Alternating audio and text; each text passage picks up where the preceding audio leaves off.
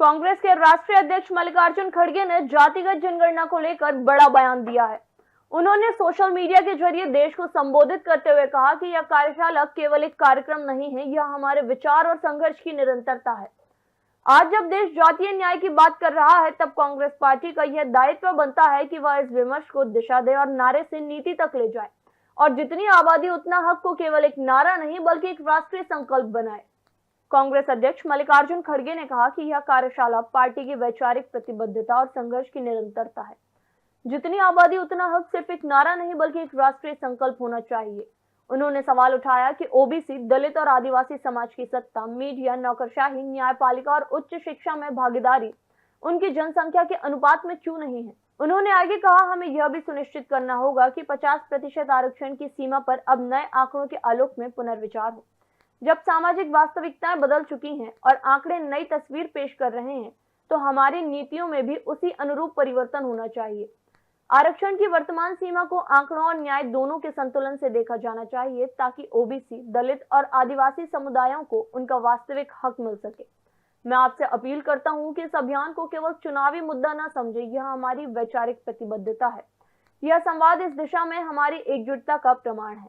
जाति जनगणना को तत्काल शुरू किया जाए। उस पत्र में मैंने साफ कहा था, जब तक हमारे पास सही आंकड़े नहीं होंगे तब तक कोई भी सरकार ये दावा नहीं कर सकती कि वह सबको न्याय दिला रही है। आज हमें ये पूछना है, ओबीसी, दलित और आदिवासी समुदायों की देश के सत्ता स्ट्रक्चर में भागीदारी क्या है और कितनी है।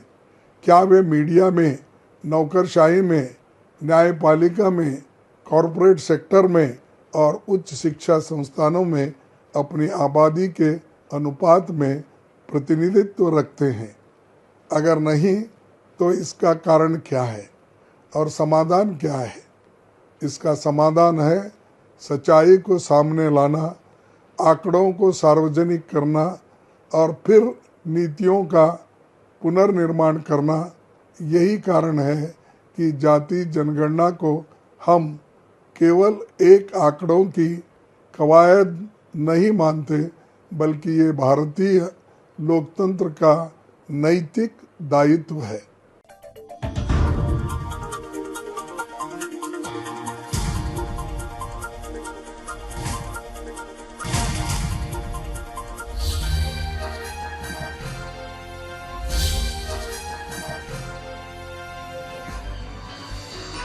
आप देख रहे हैं दखल न्यूज।